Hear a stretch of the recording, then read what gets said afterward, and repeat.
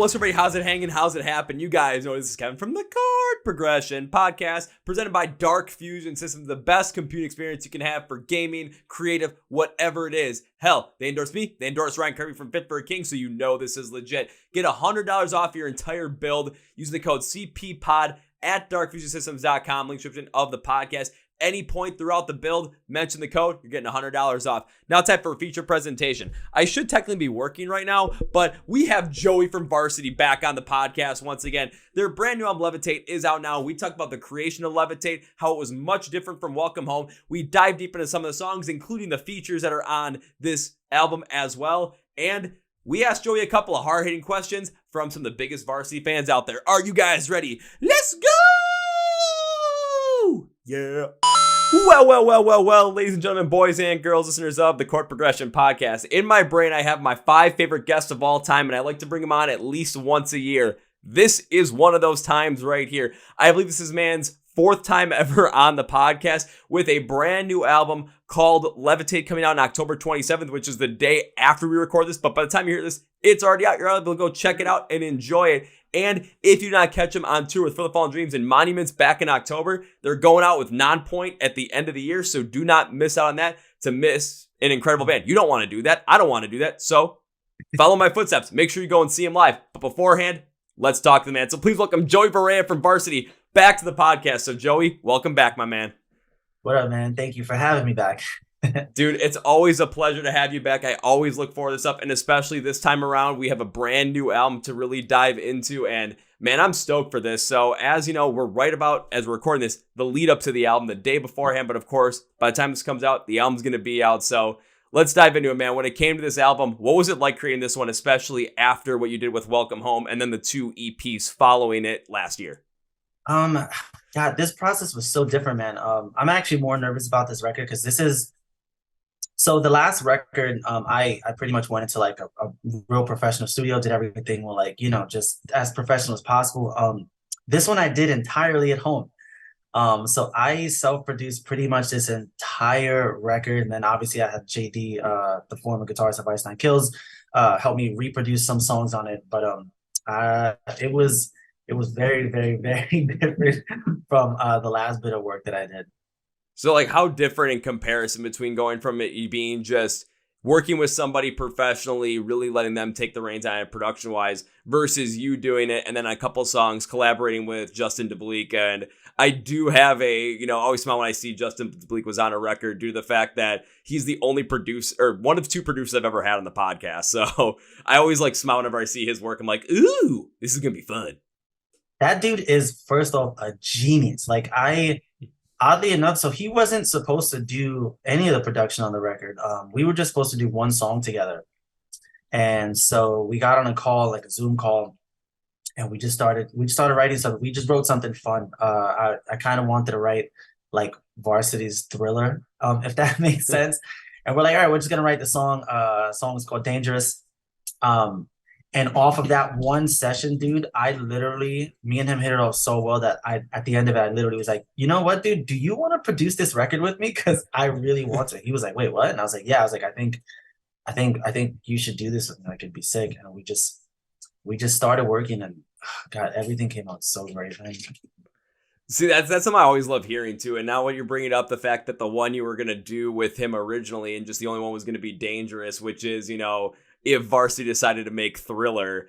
I mean, really, right when I started listening to that song, right from the beginning, right when you started singing, I'm like, this is VRSTY's Thriller right here. There is no doubt in your mind from once you start singing that this is exactly what you're expecting. Yeah, dude, it's funny because even the opening line, "It's Close to Midnight" on Dangerous is the opening line of Thriller. And I wanted it to be as obvious as possible that this was just like me having fun and just like me doing something different. Because like we normally, like, when I write songs, I try to write from, like, personal stories and everything else. But with Dangerous, I was like, I want to do something just really fun and like really kind of out there. And it worked. And honestly, like, also, I'm just grateful that I even got to meet JD just trying to do that one song. Because, like, me and him have, like, we're, like, really close now. Like, we're actually going on Saturday together to go see Motionless in White and stuff like that. So it's like I developed like a really good friendship with him and stuff, and I'm just so stoked on it, man. So you can go with him to see Motionless in White, which means you're probably going to end up getting to hang out with, Motionless in White and Justin Morrow specifically off that, because I know those guys are still pretty tight as well. Damn, Yeah. man. Like, you got to be enjoying every bit of that now, especially thinking that you found another producer out there, you connected with them, and you're able to create great music with them. So going forward, when it comes to wanting to try different things, wanting to try something new, expand your horizons and find a producer out there that's going to be behind it every step of the way and know how to amplify exactly what you're doing, JD's going to be the guy that you go to. And that respect is already built in between the two of you. Yeah, it's actually really sick because we did this record, and then it was the most interesting process ever because like I had recorded songs already. When I gave them to him, I was like, hey, this is what I have. And he instantly knew what I was going for. I was like, oh, I can feel what you're going for already. Like, let's make these songs like bigger. And I'm like, wow, like that dude like really, really, really got what I wanted, to the point where like the record is coming out, but me and JD already started writing other songs like that are not on the record. I like working with this guy so much. We just kept writing. I'm like, dude, let's see what else we can pull off. Oh, absolutely. And why not keep that creative juice flowing? Why not just keep that process going? Even though, the album with Levitate, of course, we're recording right before it comes out, but it's going to be out by the time this releases. So you guys already have this process going. Now the release part out is out. Now people are getting to listen to it. But in the background, you guys are still going at it. You guys are still writing songs and continuing to build up on different ideas of where you could potentially go with Varsity's music, which whenever I think about that, I mean, the answer is you can go anywhere you want with it. And that's naturally for any artist has the ability to do it. But the sound you guys are able to create in the past music that you have made, it shows this variety that you guys can go anywhere you want and it's going to sound natural. It's going to flow in that way. You guys know how to take these different influences, put them together and make them work every step of the way. Thank you, man. I appreciate that because it's like it's really scary sometimes. Like sometimes I write songs, I'm like, I don't know if this is Varsity, but I'm gonna go with it anyway.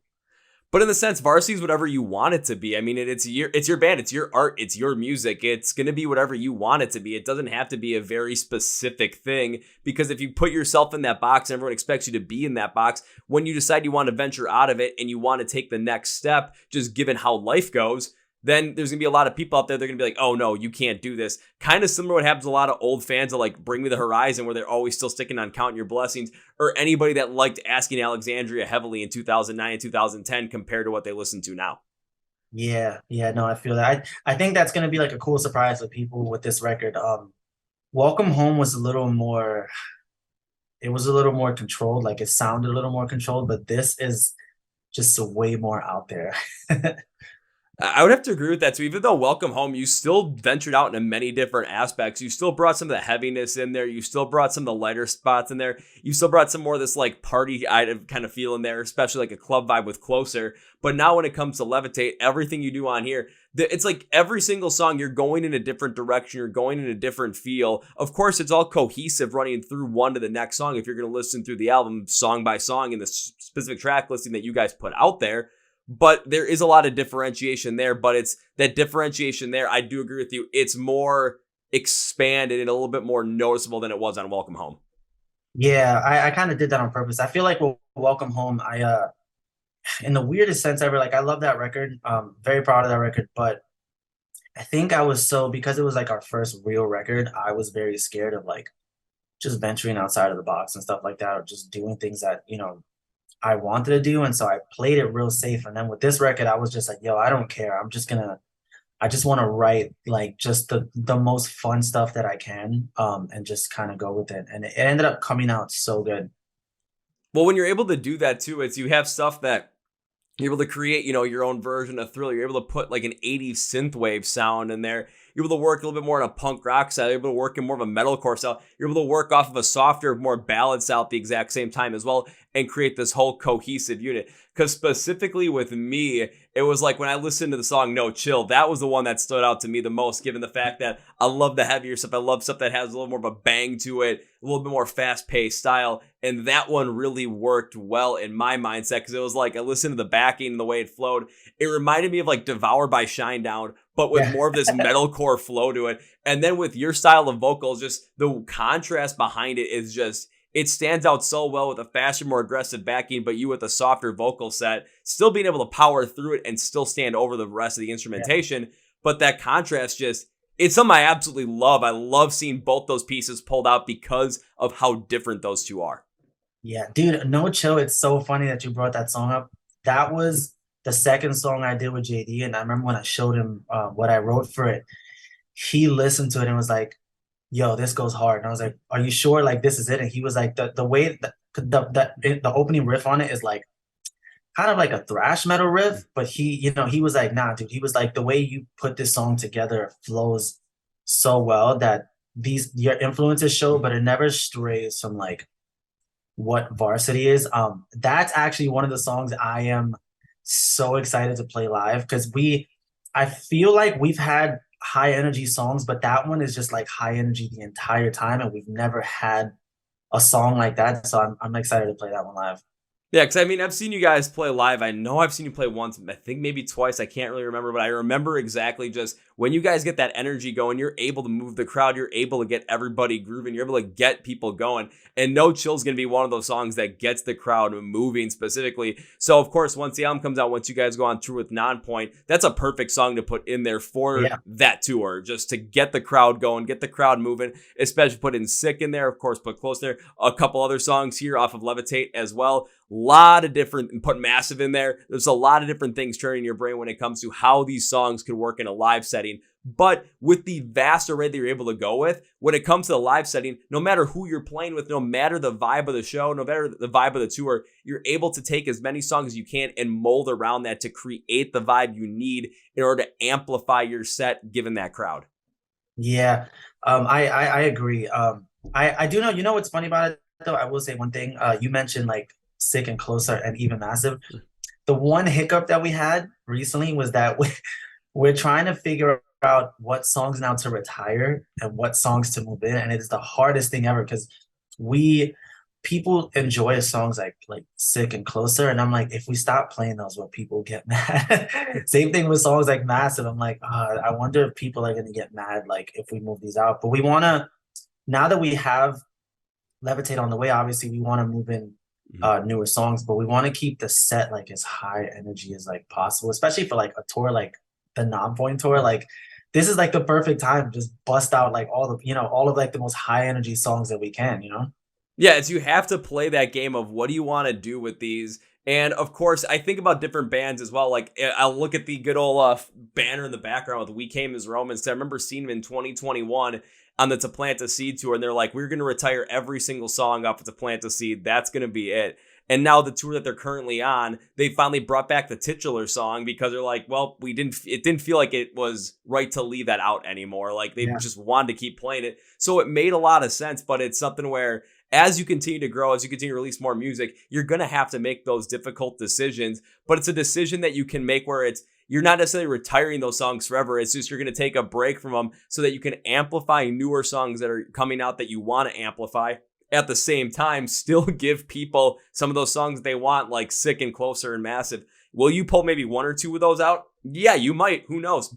But you still might keep one in there. You might bring another old one in that people are really getting into and just let it flow. And then you're still creating that diversity in your own sound, your diversity in your set list. So people want to see you tour after tour after tour, but they know they're going to get some things that they absolutely like. So it's not just going to be you're playing everything new and that's it. And then the songs that they're really hoping to see, maybe that they're only seeing you for the first time, those songs get left out and then they leave with a sour taste in their mouth.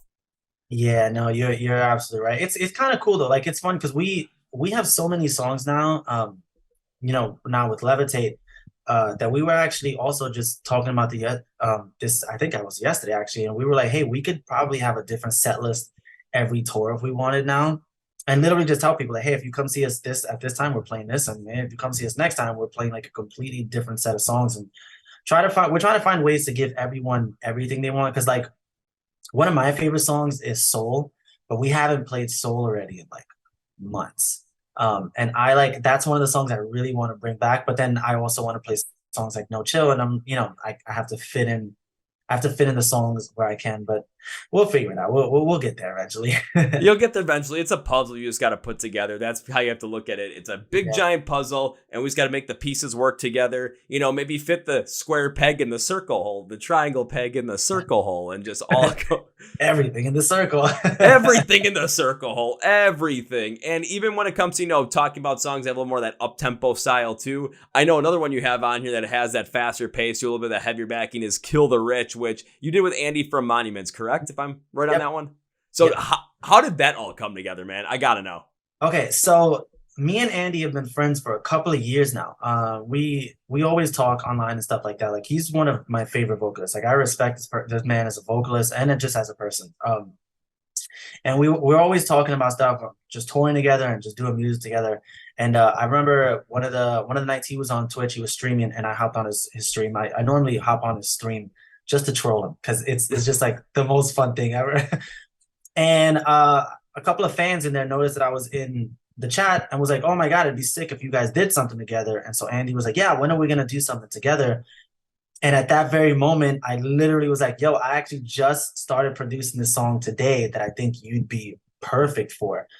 And so he hopped off the stream, like, you know, at the end of it, and I hit him up. I sent him the song that night, and he sent me back the song literally in the morning.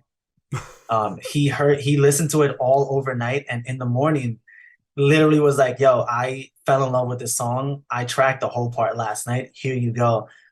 And I gave it to, you know, I gave it to JD, and I was like, "Yo, I got this crazy feature. I had this song, whatever."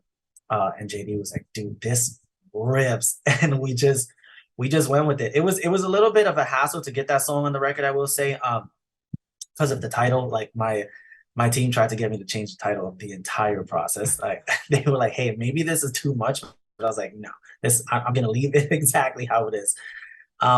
But it came out really, really, really good.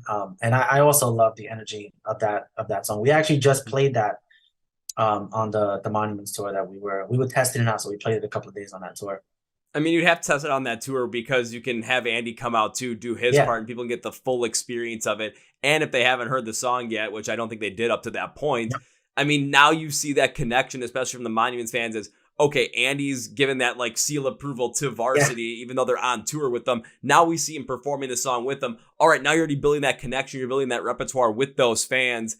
And now when Levitate comes out, they're going to want to see what else you have out there. There's more investment in there based off of that just one singular move. Yeah, it was sick, man, because like a lot of people that did hear it literally asked us, like, "Hey, what was that song?" When I told them, they were like, "Where is it? Where can we find them?" It's like, "Well, it's not out yet, but it comes out in a couple of weeks."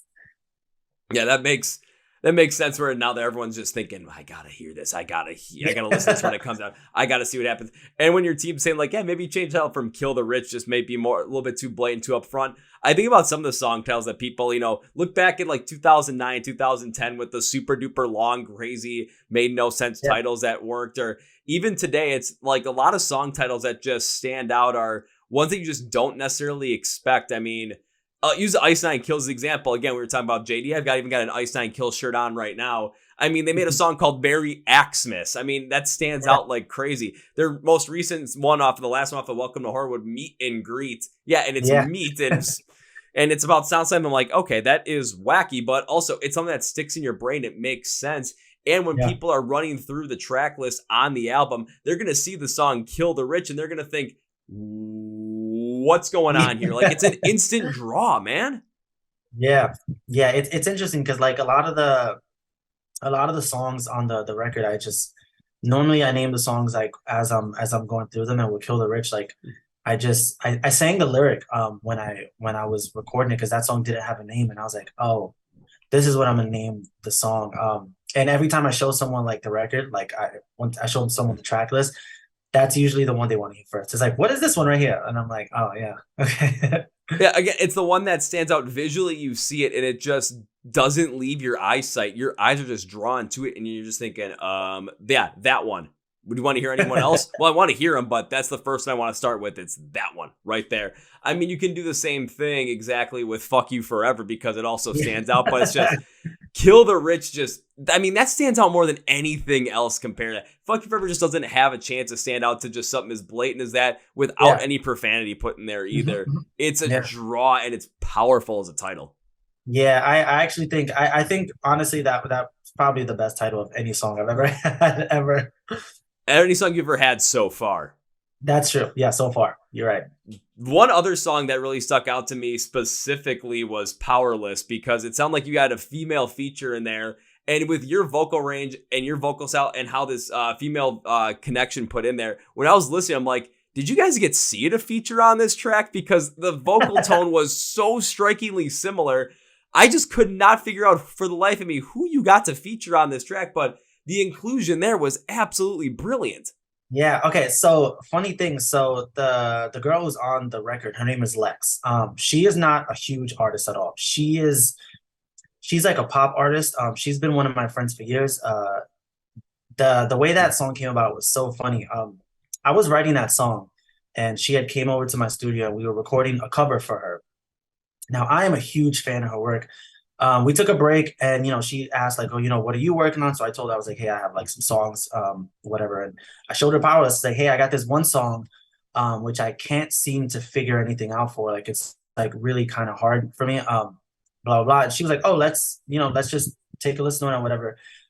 We played the song and she started singing stuff, like just demo stuff, like, oh, I hear this, I hear that. And so I made her sing it. And after she was done, I literally looked at her and I was like, hey, just so you know, I am keeping your voice on this record. Like this, I'm not doing any of this over.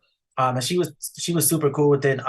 Obviously my label was like, hey, do you want to get someone a little more known to like do the part or whatever, since it was just a demo. And I literally was like, no, I was like, I don't think anyone's gonna sing it or perform it the way she does. I think she murdered that.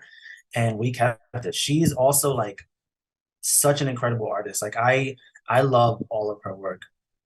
I mean, for me, when I was running through this, I mean, like I said earlier, like especially when it comes to No Chill, I love the stuff that's faster, a little bit more pulse pound, a little more smash and grab kind of feel to it. But Yeah. when I was listening through the album the whole entire way through, Powerless is the one I wrote as this is the best song in the record, bar none. Yeah. And a lot of it has to do with the way that Lex's feature on here came in. Again, reminding me a lot of like Sia's vocal range, just putting out there. And it's the connection of how the song flowed, how her vocal range and her vocal pattern connected with Yeah. everything, but at the same time, how it amplified your vocals in the best way possible to show this comparison between the two of you in terms of emotion, but the contrast in terms of tone to really get the same message across Yeah. in the same song, but in a much different capacity. That's what really stuck out to me, even for someone who, I want to go smashy in the pit and just have songs that do that and just make me feel like I'm going to end up losing my mind in the best way possible. But this one it hit with such a more powerful way where but a lot of it I have to credit you for picking that, like getting that vocal feature there. And then when your label was like, hey, maybe we'll get a bigger one, maybe for that, and you sticking your guns on it, it stuck out in the best way possible. No one could have done that style like she did, Yeah. like comparing to your vocals and amplifying how you sounded in turn as well. Yeah, yeah, no, I agree. I think other people would have done great. I think there would have been other artists who would have absolutely killed it, but I think she did exactly what was perfect for the song. And I was like, if it isn't broken, don't fix it. Like that was absolutely perfect. That's a good way to put about it. If it ain't broken, don't fix it. And why mess around with it if what you have is what you want and emotionally standing, because it's a Yeah, song, it's music. You're trying to convey a specific message. If you get exactly what you want and it's going to convey it in the exact same powerful way that you're feeling it, why mess around with it and try and add more to it or replace a part to it to think it yeah, might get better? Because they say less is more, or sometimes you add something to it and it completely changes up the whole entire flow. yep, yep. Sometimes you add something to it and then the song is just not the same song anymore. It's just something completely different. And I didn't want that. Once she sang it, dude, even on the demo, like when she sang the demo, I could already tell. I was like, that was it. Like that, I don't need anything else. And it ended up being like, I agree with you. I think that is the best song on the record. I also think it's the most powerful song on the record, which is funny because the song is called Powerless. But I listen to that song all the time and I'm like, I can't believe like I wrote this and just Lex did this and it came out this good, because it also came out of nowhere. Like we literally just listened to it in the studio and she sang it. She had no idea she was even doing it, and it came out that good. And I'm like, that's a moment that I captured that's on the song, and you can tell like this is just like it's a moment. Like I'm glad I didn't change that. Yeah, and that reminds me of something like the one time I had JD on the podcast as well, where he was talking about recording vocals with other people, and when it comes to trying to get that out there and like really work with them on that, it's okay, you're singing a part, that's great, but do I believe what you're saying? Do I believe the emotion you're trying to convey? I understand the story, I understand where you're coming from, but the emotion that you told that story with, the emotion you felt behind there, it's not coming through. I need more, I need more, I need you to just really dig deep with that. Just how you end up creating this song. Again, Powerless being the most powerful song, the juxtaposition around it is absolutely incredible with that title, with the way that it hits.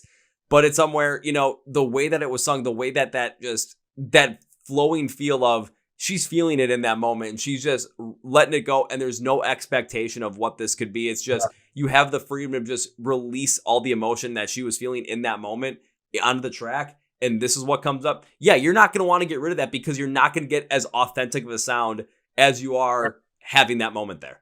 Yeah. Also, another funny thing, when she laid down her vocals, she did it so well that I retracked all of mine. So like the original demo vocals it was kind of the same but a little different, and she tracked hers. And I'm like, I gotta go redo everything because you just murdered this. So you just murdered this, and now I'm feeling a different kind of way about this, and Dude, I gotta make sure I maximize this. It's so interesting. I did the same thing with Black and Blue. So Black and Blue, I had like different screams on there originally, and then I got Tanya from Monochromatic Black on there. And she's like a deathcore vocalist, and she screamed that so well that I took all of my screams off. I was like, I can't do that, so forget it. I can't do it, forget it. Well, that makes sense too, because if she's gonna scream on it and just sound so well, why have your screams potentially, compare and contrast against that, and then it just doesn't hit as powerful as it is when you have something that's so much more different and isolated in a track? It's gonna stand out. I mean, I think about things that just stand out in a track where this is the one piece everyone remembers because it's so different. I mean, think about Knock Loose with Counting Worms. It's just harf, harf. Okay, everyone knows exactly what point that is. Everyone knows what's going on there, and that's the point everyone looks forward to. So when it comes to Black and Blue, if you had your unclean vocals on there as well, and then you have hers on there and hers stand out a lot more, and you want to make sure that's amplified, retracking your vocals to remove that to still amplify the song the way you want to, but using that piece as such a big draw throughout the song, it's gonna work. It's gonna make sense. Yeah, dude, it's one of the reasons why I'm happy I only had 3 features on this record, because all of the people also that I had featured, like Andy, Tanya, and Lex, they all killed it in like one try. Like, and that's kind of rare. Like a lot of the times you'll get a feature and like you can tell the person like they just kind of phoned it in, like they just did it because they got paid or whatever else. But with the 3 that I chose, like they actually gave a shit, and like I really appreciated that because they like came in, they murdered it. I didn't change a single thing. I was like, that's perfect, thank you so much. And now they're on the record. That's one thing I think as fans we never really understand about features as well, where we see features on albums, we see people that are put on there, and they're always, you never have the question of how invested are these people in that track. As a fan, you never ever think that, but as an artist, I mean, you're going to notice that every step of the way, especially making these songs, because you know what you want, and you're going to be able to tell if these artists, especially that you're trying to work with, if they're genuinely putting in the emotion to connect with the song and putting it out there, or maybe if it's just like, yeah, they're getting paid to do this. It's something that, again, as us fans, we really don't ever think about. Yeah, it's unfortunate because I've heard a couple of features where like I'm like, oh my god, that's incredible. But then I've heard others where I'm like, yeah, that guy just did it for a paycheck. Like you can kind of just tell, and I think I can tell more because like because I do production, like I'm on like the producer side, I can hear like lazy takes, and I'm like, yeah, that guy just kind of did that, just kind of do it, which sucks. But also at the same time, some people just want to get paid, man. I mean, we're all we all need money to survive, We're all human. We all need money to survive. We all need to get paid. And oddly enough, that brings me to a perfect time to ask this, because I did ask a couple of questions to the Varsity Cult fan page on Facebook, see if they had any questions. I did get 2 from 2 very big Varsity fans, and they perfectly amplify this. One is Adam Tatum asking, if you are not in the music industry, what do you think you'd actually be doing? Again, everyone's in the world of music today, everyone's still trying to make a living off this. Everyone's trying to get paid off this. So if you weren't able to get paid off of this and you weren't doing this, what would you potentially be doing? So I actually went to college. I have a degree in education and a minor in psychology. I wanted to be a teacher. That's what I was gonna do originally. While I was in college, I was working at Apple also. And I was a lead. I was a manager at Apple. And so I was working at Apple trying to find my way to get into the school system, and then the band kind of took off, and so I'm like, okay, I guess I'll just do this. So you could have had Joey Varela teaching young minds in a different capacity than through music and an Yeah. actual instruction, yelling at them to do their homework, sit Yeah. down. Yep, that's where I thought I would end up, and I'm like, and I didn't, I don't mind it. Teaching is something I actually, funny enough, I actually really do love doing. Like I enjoyed it. So It gives you a chance to connect with other people in a different capacity too. And it's even through music, you're still doing it. You're still impacting people's yeah, lives for an absolute positive emotional standpoint, where when you're teaching, you're doing it as well. Of course, teaching wise, you're going to have a little bit better of a chance to do it in a one-on-one capacity with somebody. But through your music, can you still have that one-on-one connection? Absolutely. But you have yeah, a better yeah, chance for your music to hit the masses and connect with them emotionally based on how you're feeling, how you're portraying that emotion through the songs that you're putting out. yep. I agree 180 million%. Yeah, and then now that also comes up with a second question from one of the other big varsity fans and a friend of mine, PJ Rodriguez. The music industry is always changing, and what is the best ways and what are some of the worst ways that you've seen it change over your time in the music scene? Um, all right, worst way, just too much social everything. And it's hard to just be a musician these days and just focus on your craft when you have to constantly pay attention to like 8 different social media apps, and just now you got to be a video guy and all of this and all of that, blah blah blah. But at the same time, that also kind of helps because like I know a lot of smaller bands, smaller artists who have blown up because of things like TikTok that normally would not have gotten the chance to play or be in front of as many people as they are now. So it's kind of it's kind of annoying, but also kind of like necessary as well. And it's really weird to say that because like I don't hate TikTok or anything like that. I don't hate any social media apps. I find it exhausting to always need to be on it. But when I am on it, I'm like, oh look, I just discovered someone new and I wouldn't have done that without it. So it's kind of like it's like a balancing thing. It's the one thing that I both am annoyed by, but also can see what's how it's actually helping the industry. So Yeah, and that's that's like something that the industry wasn't, we weren't wasn't it wasn't like that before. Before you had street teams and you put up flyers and all types of stuff, and now it's all social media. So now it's the street team on social media that has to push everything out there. yeah, it's all socials now.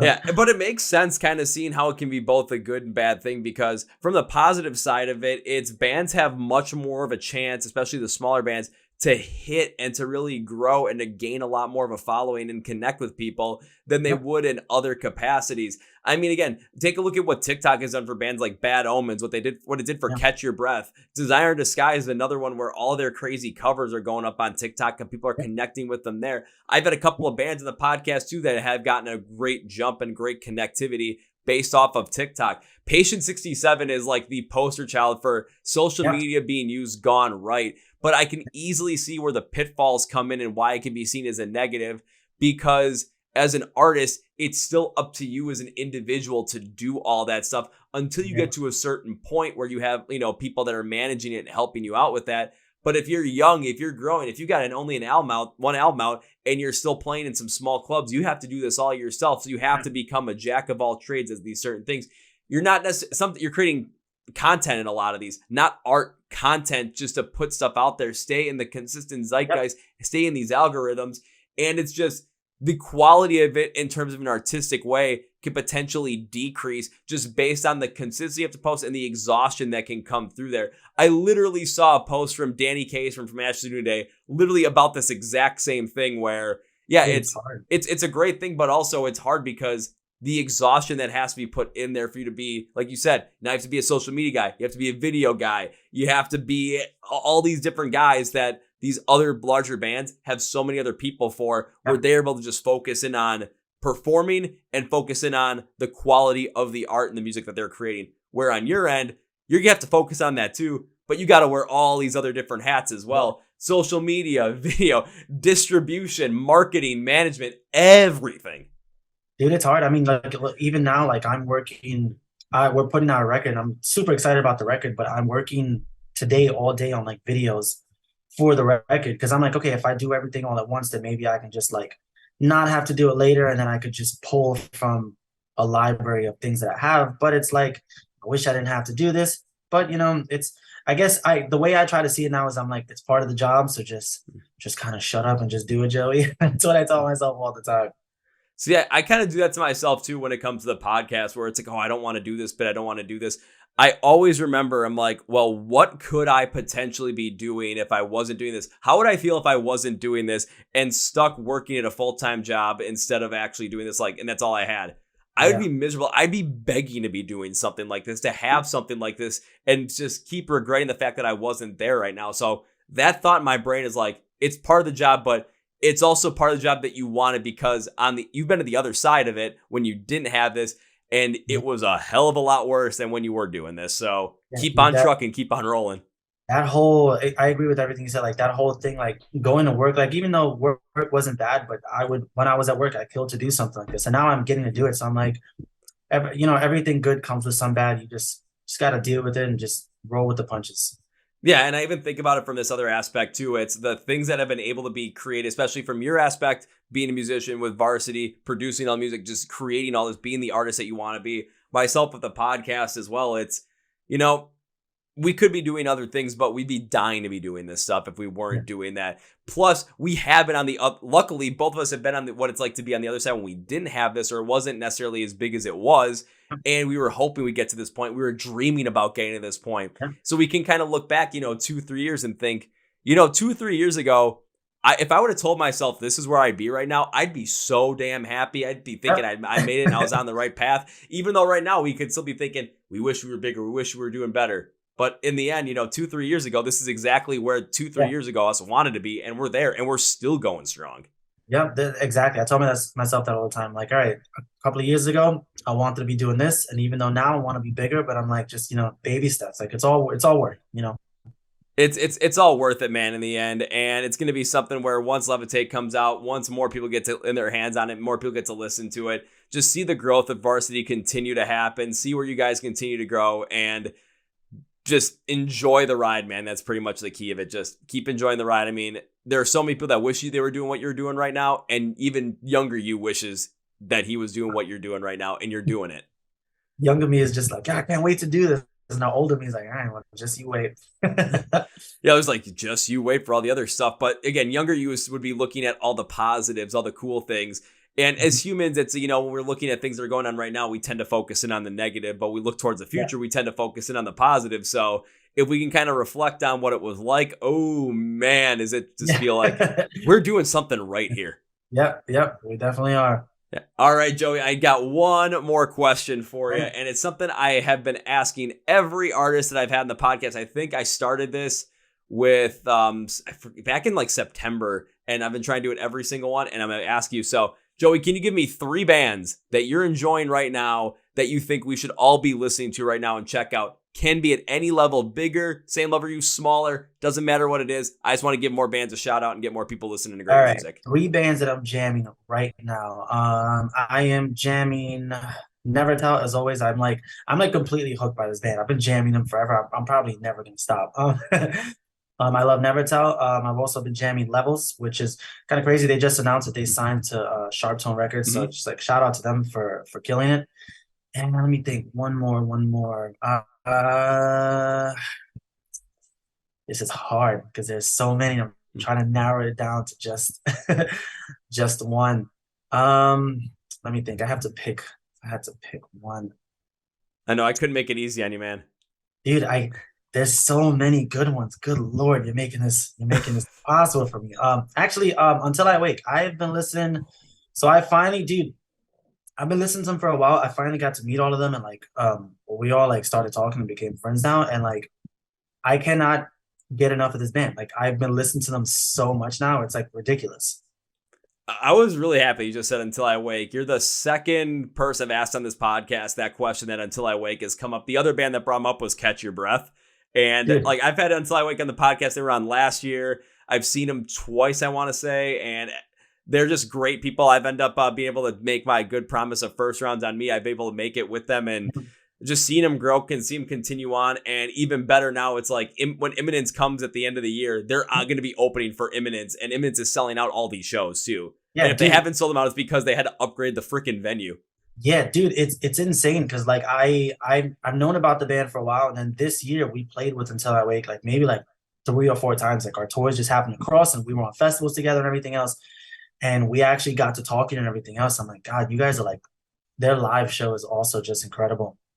Yeah, Catch Your Breath is another band. We played with them this year, maybe like 3 or 4 times as well, because of festivals and everything. And another band that I was like, all right, this band is like serious. Like this band got it.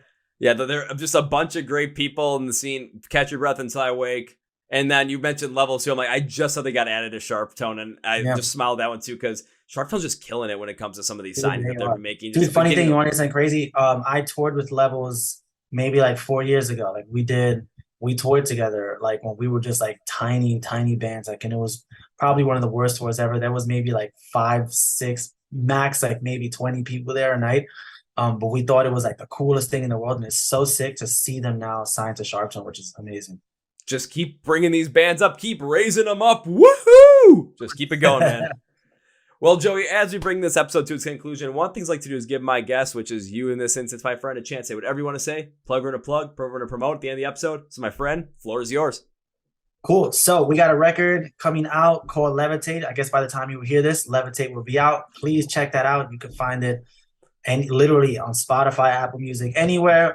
We are also on tour with Nonpoint in December. So if you like what you hear on Levitate or like anything else here, please come see us live.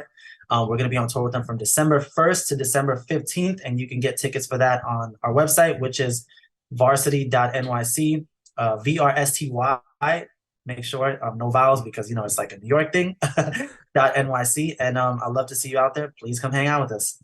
Well said, Joey. Now, starting this podcast with 3 things. First things first, I'm going to be your own personal Google on this one, everybody. Go script to the podcast where it says Find Varsity Online, links and labels for where you can find them on social media, where you can listen to their music, where you can listen to Levitate, where you can buy Levitate, where you can buy some merch, where you can connect with the band, and, of course, where you can get tickets for the tour with Nonpoint. All are going to be down there, so go make sure you do that because I'm telling you to. That's why. Now it's time for number 2. Joey, the last time I saw you play live, which was up in Green Bay, Wisconsin, back in 2021, or 2022. Yeah, 2022. My bad. Too many concussions for make me forget at times. But I got to see you perform live. It was fantastic. Got to meet you in person. I remember getting you a Blue Moon too as first rounds on me. Well, you guys are going back to Green Bay, back with Nonpoint. I'm going to be at that show once again. And you know exactly what's coming, man. I'm bringing the Blue Moon once again. Let's go. Love it. Hell yeah, man. And now I cannot end this podcast by saying goodbye because, man, it is always a pleasure having you on the podcast. And I know this is not going to be your last time because we usually talk once a year. We'll be doing it again next year at some point, and I'll be seeing you before the end of the year. So this is not goodbye, my friend. Hell no. This is I'll see you later. Fuck yeah. Woo! Well, folks, that's my interview with Joey from the band Varsity. Now time for Kevin's final thought. I love talking with Joey from Varsity. I told him that my 5 favorite guests to have on the podcast of all time, the recurring ones, Joey from Varsity, Jonathan Norris King Collapse, Joey Arena from Outlier, the Boys in Caskets, and Benny from Avoid. And Joey's on that list because every time I talk to him, we have these incredible talks. And when it came to this one, the thing that really struck me the most was when it came to Levitate compared to Welcome Home, with Joey being able to focus in on doing a lot of the producing himself, alongside working with Justin DeBlieck, former guitarist of Ice Nine Kills, who I've got the Merry Xmas shirt on right now. I actually didn't plan that. I just wanted to wear it because I shot this a couple days before Halloween. However, the main thing that took me by surprise with this one was, given the fact that they're able to do that, what we were able to do is just really take a look into the whole entire idea, really take a look into this whole entire album and see that, you know, through Welcome Home, they were able to dive deep and try a bunch of different things, test out a bunch of different things, and take their sound into new expansive territories. With Levitate, though, now that Joey was the one mainly producing it and JD was able to help amplify some of these things, they were able to test those boundaries even further and become even more creative with different songs. Some are softer, some are heavier, some are faster, some are more pulse pounding, some are sort of melodic, and you even get some features in there that you're like, whoa, you even get Joey's version of Thriller in there, Varsity's version of Thriller. It makes a lot of sense though, and it still sounds like VRSTY. It still sounds like you have that core in there. What VRSTY is able to do with this record, what they show with this record, is the ability to adapt and this ability to create a much larger scope within their own sound that not many bands are able to do. But when they do, they're able to connect with so many different people. And when Joey used those features, man, my God, did they go through well. So I hope you guys check out Levitate. That's why you should check it out, because you're going to see a much more expansive sound from VRSTY. If you haven't checked it out yet, now's the time to go check it out. But before you do that, though, go description of the podcast where it says find VRSTY online, links and labels for everything, where you can find Levitate, buy Levitate, get some merch, support them online, get tickets for that show with Non-Point coming up throughout December, and just enjoy overall. Also, make sure you follow us on the Chord Progression Podcast in the description below. Facebook, Twitter, Instagram. If you're not subscribed to the channel on YouTube, subscribe right down here. If you are on Spotify, Podcast, iHeartRadio, Amazon, hit that subscribe button and that follow button. Helps us out. And also like the episode wherever you're at as well. Helps push the algorithm. I want to thank you guys for listening. Thank you guys for watching. Thank you for supporting Joey from VRSTY. Go check him out. If you're going to be at the Green Bay show on, I think it's December 8th or December 8th. Or 9th. I don't know. It's one at the Epic Event Center, though. You see me in the pit. You see the guy in the Brewers hat in the pit. Come say hi. Let's have a beer. Let's have a good time. Let's enjoy. And let's go mashi mashi. So on that note, that's really, guys. Thank you for watching, listening to the Chord Progression Podcast. My name is Kevin, and you guys know how I end every single one of these episodes with big, healthy, and hearty. See ya!